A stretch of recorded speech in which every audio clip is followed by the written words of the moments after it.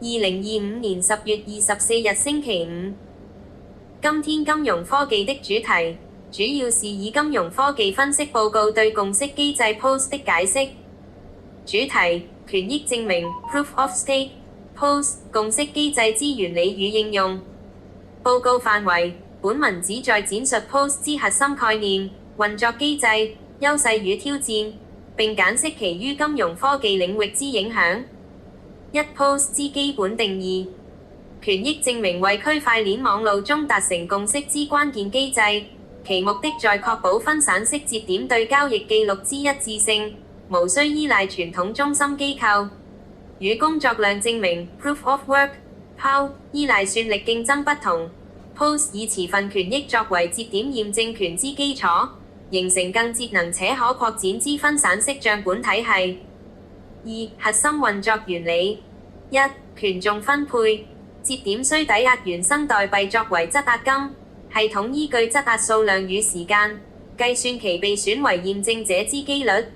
持份越高，獲得記帳權之機會越大。二、驗證與出塊，每輪共識週期隨機選出驗證者，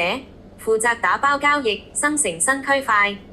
若誠實作業可獲區塊獎勵與手續費，若惡意行為，如雙重支付，則沒收部分質押金，形成經濟制裁。三、隨機性與安全性，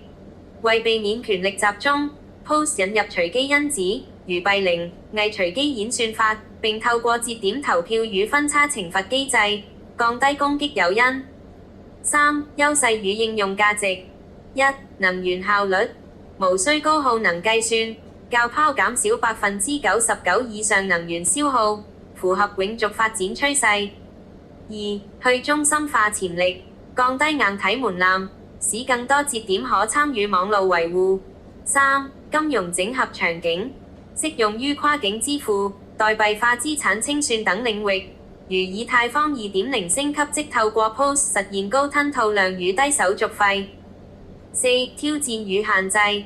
一、富者越富效應，大額持份者長期主導驗證權，可能導致權力壟斷。二、流動性限制，質押代幣於期間內無法流通，影響市場靈活性。